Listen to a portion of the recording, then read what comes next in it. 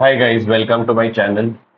So today I have launched this initiative where I will be taking some small topics from our ACCA curriculum from the subjects FR, FM and PM at the skill level. And I will be trying to make the short videos which will help us understand and revise the concept quickly. So yesterday I received a request from a particular student that sir please make a small video on IAS 12, that is the income taxes. So let's start with this particular topic. IAS 12, that is International Accounting Standard 12, talks about income taxes.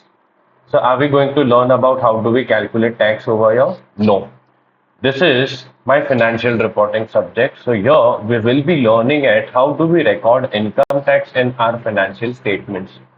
Now let's try to understand every country that we have in our world has different tax rules. So the tax rules in India is different. We have different tax rules in India.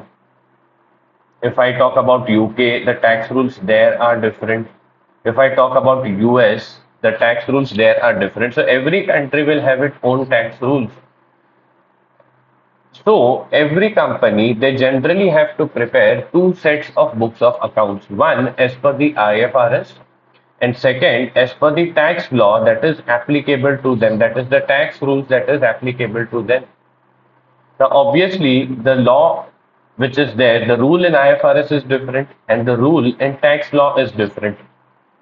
For example, if I just tell you one basic example, in IAS 16, that is property, plant and equipment, we have an option to either follow or measure my asset at cost model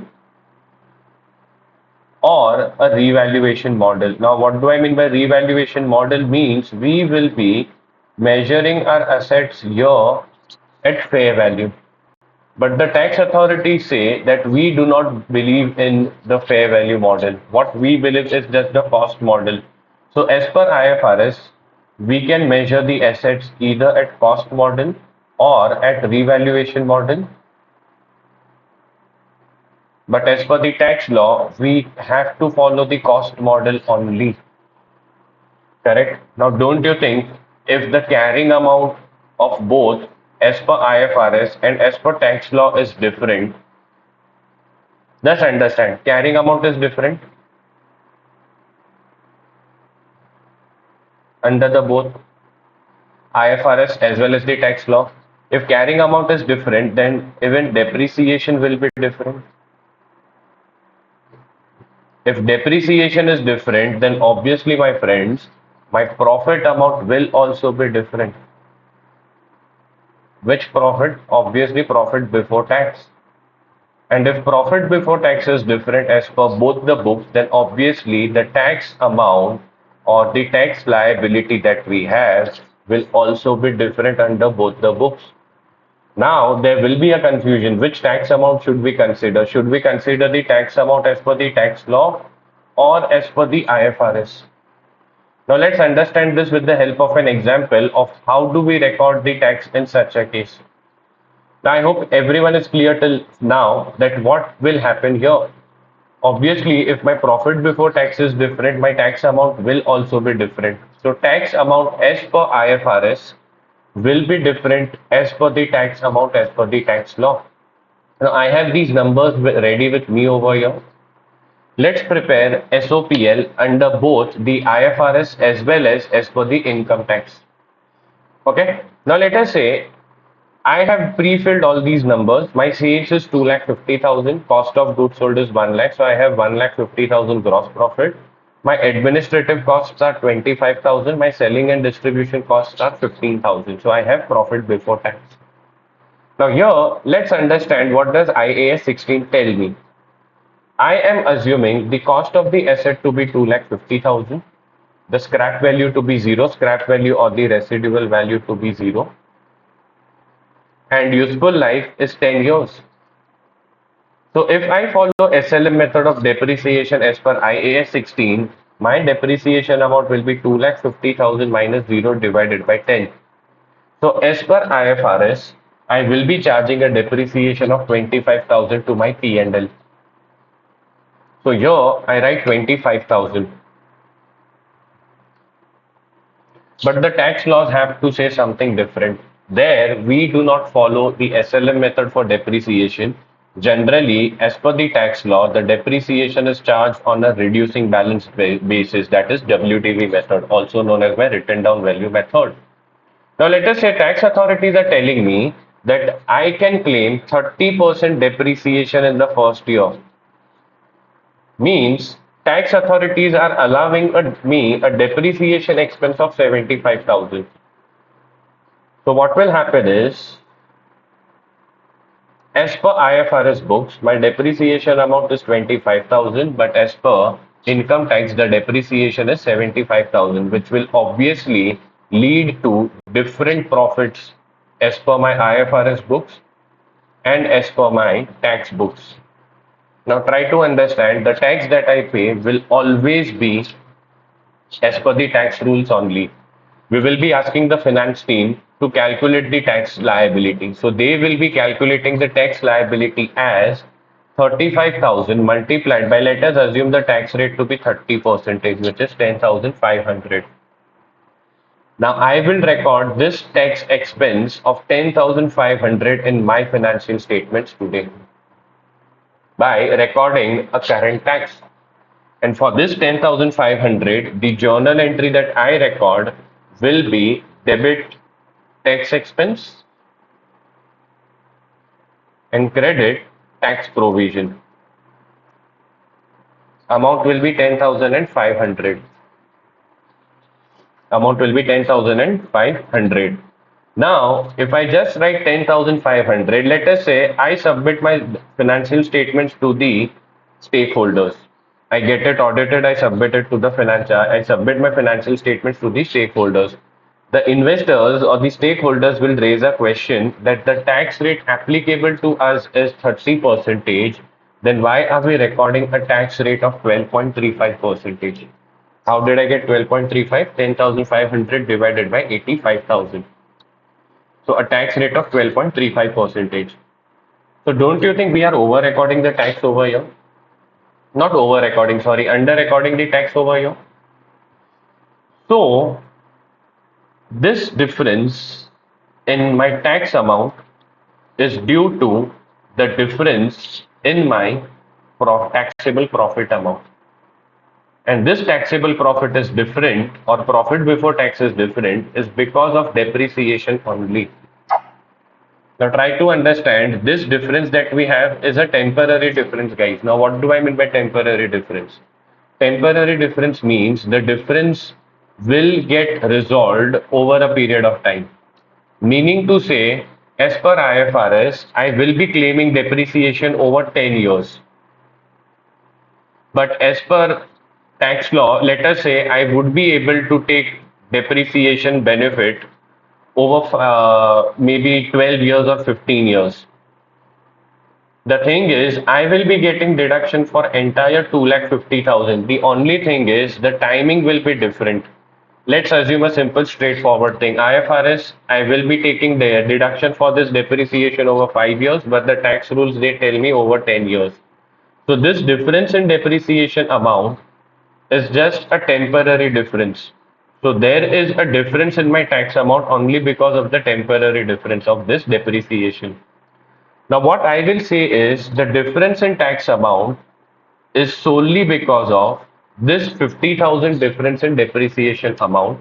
And if I apply a tax rate of 30% on this means that I have under recorded my tax expense in my balance sheet, in my IFRS books, in my SOPL by 15,000. Correct? We have under recorded the tax, right? Why? Because of the difference in tax rules. Tax authorities will tell me 75,000. Tax authorities will tell me 75,000, take benefit of, take depreciation of 75,000. But as per IFRS, 25,000 only. Now guys, tell me one thing, what do I need to do?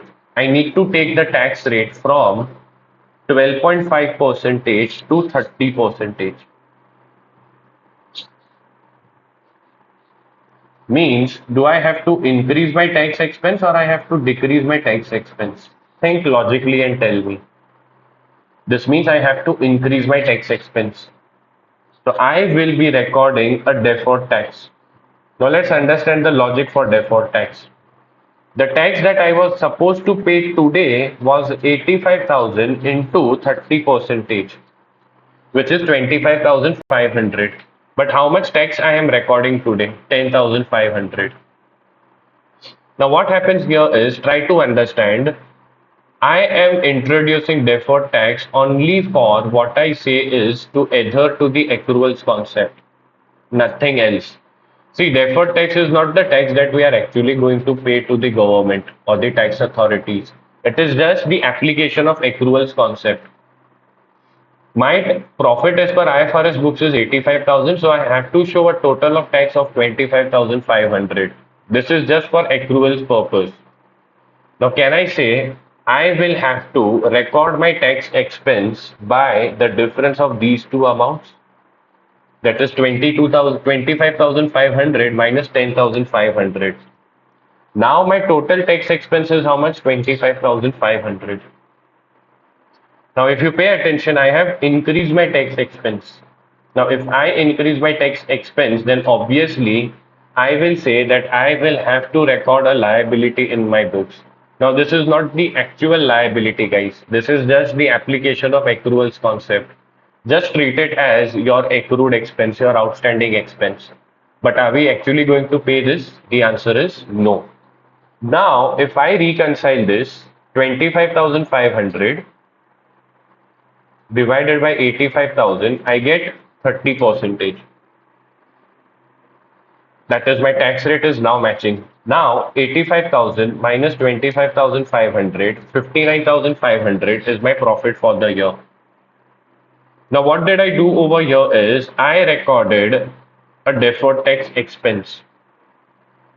And guys, deferred tax expense means what I have done here is today I have recorded a deferred tax liability. Now try to understand why deferred tax liability. The logic is I was supposed to pay a tax of 25,500, but I just recorded a tax of 10,500 only. Just keep this trick in mind. If I am paying less tax today, I will have to pay more tax at a future date. In the future, I will be paying more tax. So I am recording a liability for that today.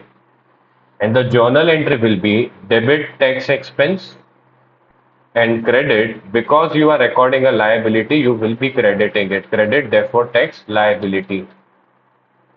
And the amount will be 15,000. The amount will be 15,000. Okay, the amount will be 15,000.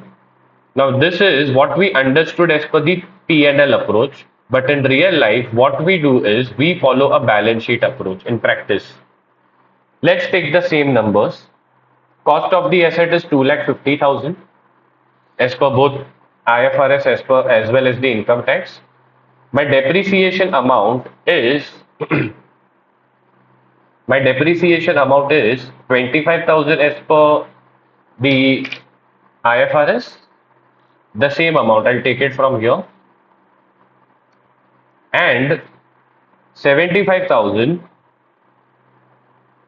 as per the income tax. So obviously my carrying amount will also be different. My carrying amount as per IFRS is 2,25,000, but carrying amount as per the tax law, which is known as tax base, is 1,75,000. Now guys, both my carrying amount and tax base are different.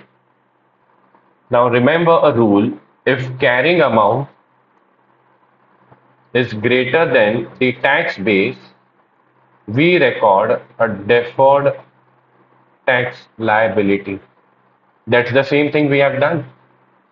Here we recorded a deferred tax liability only. Depreciation as per IFRS 25,000, depreciation as per tax law 75,000. So I recorded a deferred tax liability here. Why? Because the carrying amount of the asset is greater than the tax base. Now let's understand how do we calculate deferred tax. Guys, deferred tax is temporary difference multiplied by the tax rate. Now what is the temporary difference here? It is nothing but carrying amount minus its tax base, which is 50,000.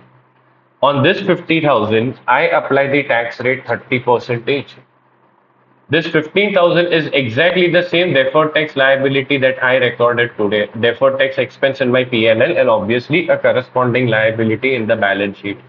So debit tax expense and credit deferred tax liability. So just remember the rule. If carrying amount of the asset is greater than the tax base, we record a deferred tax liability. I hope I was able to simplify this concept. If you like the video, do like it and share it with your ACCA friends. And if you want this Excel file, then kindly comment in the comment IAS 12 and also comment your email ID. I will be sharing this Excel file on IAS 12 on your email ID. So these have my handwritten, not handwritten only, my summarized notes, and it also has the exam standard questions. That is the type of questions that you can expect in your ACCA exam. So if you want this Excel file, kindly comment your email ID in the chat box, in the comment box below, and do like my channel, do subscribe it, and do share it with others. Thank you.